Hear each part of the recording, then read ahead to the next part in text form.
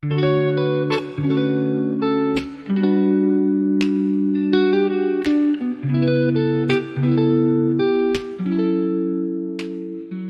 stand in the cereal aisle just like frozen? Frozen. Yeah, I mean, totally overwhelmed by like how many choices there are, or like spent hours scrolling through Netflix and then you finally pick something, but you're not really happy with it. Yeah. So today we're going to do a deep dive into choice. Well, actually, the downsides of having too much choice. It's funny, right? Like we all think more choices, more freedom, more happiness. Yeah.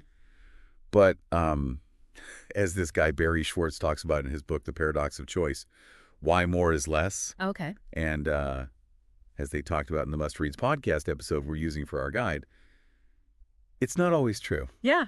It's almost like the opposite, right? Like counterintuitive Must Reads really breaks down how all these choices, instead of like making us feel free, can make us feel more anxious, can't decide, and even like regret what we choose. Just reading the title of the book was like, whoa. Totally. Light bulb moment. Yeah, Schwartz calls this and it's a good name, the paradox of choice. And one of the cool things he talks about is like two different types of people when it comes to making choices. Okay. Maximizers and satisficers. Okay. So let's go deeper into that. Maximizers versus satisficers. I think I know which one I am. It's like every article I read now is all about optimizing everything and getting the absolute best. Right. It's everywhere. Right. And so maximizers, always trying to find the best option, can get stuck in a trap. They're always comparing stuff and like evaluating and second guessing. Oh, yeah. And then they just end up feeling less happy with what they choose. Yeah.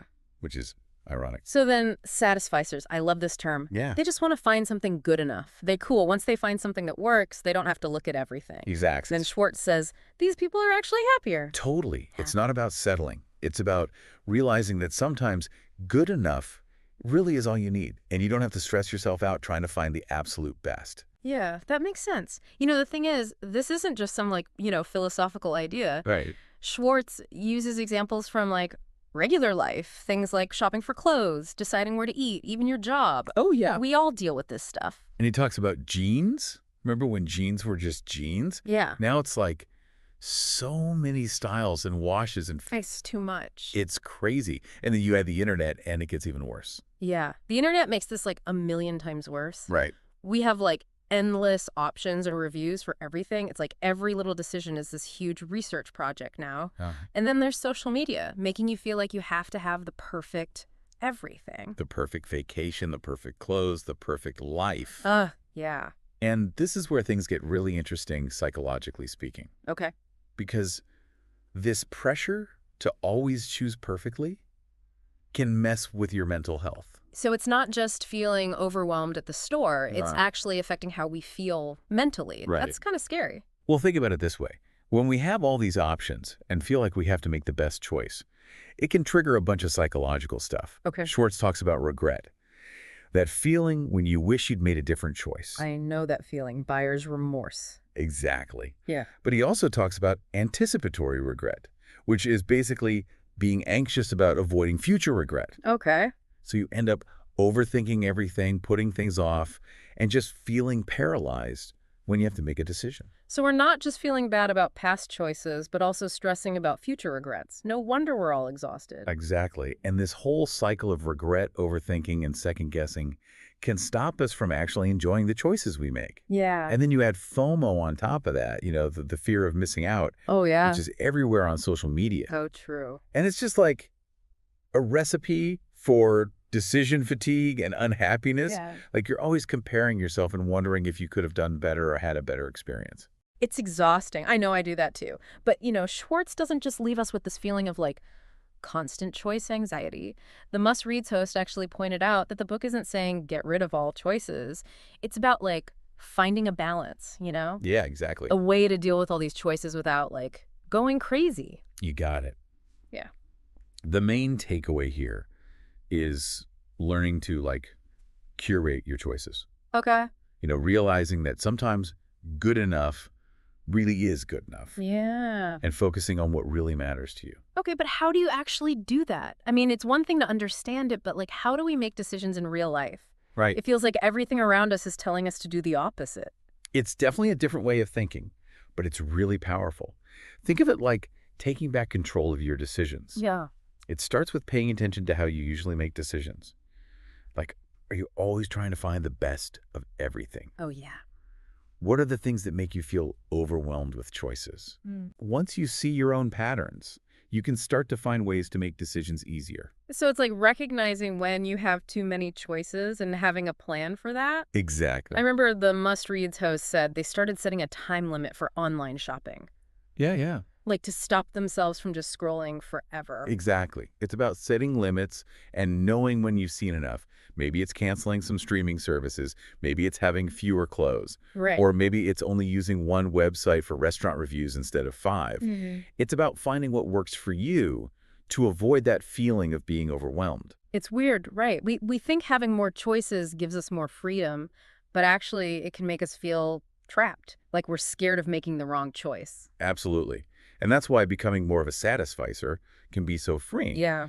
Remember, it's not about settling for less. It's about realizing that good enough is often totally fine and not stressing yourself out trying to optimize your whole life. It's like giving yourself permission to not be perfect, which is impossible anyway. I like that. And this change in thinking can really affect your whole life. Really? Like imagine feeling less stressed, more confident in your decisions, and just happier overall. So it's not just about making decisions faster, Yeah. it's about actually feeling better. That's pretty cool. But how does this idea of being a satisficer fit with being ambitious and wanting to grow? That's a good question. We don't want to just become lazy. Right. That gets to the core of what Schwartz is saying. It's not about being passive or giving up on your goals. It's about using your energy and your ability to make decisions on things that really matter to you. So it's like choosing your battles. Yes. Like deciding where you want to put in the effort to find the best and where it's okay to just go with good enough. Exactly. Imagine what you could do if you weren't always wasting energy on decisions that don't really affect your happiness. That's a good point. It's like we're taking back our mental energy and using it for things that actually matter to us and help us reach our goals. Kind of like Marie condoing our decision-making. I love that. It's really about decluttering your mind and making space for things that bring you joy. Right. And when you do that, it gives you clarity and purpose, which is really powerful. It's like shifting from this feeling of scarcity and FOMO to feeling abundant and grateful for what you have. And that, I think, is really what Schwartz is trying to say in the Paradox of Choice. Yeah, he's not saying get rid of all choice. He's giving us a way to deal with all the choices we have today and find more happiness and fulfillment. It's really like changing how you think about things, right? Like moving away from this idea that we always have to have the best and just accepting that sometimes good enough is totally fine. Yeah, and the cool thing is when you start thinking that way, you also start feeling more grateful. Oh, okay. Schwartz talks about how when you focus on appreciating what you have instead of always wanting more, you just naturally feel happier with your choices. That makes sense. It's like getting off that hedonic treadmill where you're always chasing the next best thing. Yeah. And instead, you're finding happiness right now. The Must Reads host actually said it felt like a weight was lifted, like suddenly feeling lighter. It's a powerful feeling, and that's really what the paradox of choice is all about. It's not about getting rid of choices altogether. Right. It's about choosing more carefully, more intentionally, and finding more joy in the choices you make. So as we wrap up this deep dive, what really stuck with you? What are your biggest takeaways from this whole idea of the paradox of choice? For me, it's remembering that we have more control over our experience than we think. We can either let all these choices overwhelm us, or we can decide to make things simpler and more intentional. I like that. It's like we're taking control instead of letting all these choices control us. And I think the most helpful thing Schwartz gives us is this awareness. Yeah. Like being able to recognize when we're getting overwhelmed with choices and then deciding to step back and simplify things. Exactly. And remember, it's not about not caring about choices or settling for a boring life. It's about finding that balance where you have enough choices to feel good, but not so many that you feel stuck. It's about choosing what matters and letting go of the rest. So one last thought for our listeners. I want to give you a challenge. Okay. Think about one part of your life where you could benefit from simplifying your choices. Maybe it's your clothes, your grocery shopping, your entertainment, or even your career. What would happen if you tried to be more of a satisficer in that area? How would it change your experience, your stress levels, and your happiness? It's worth trying.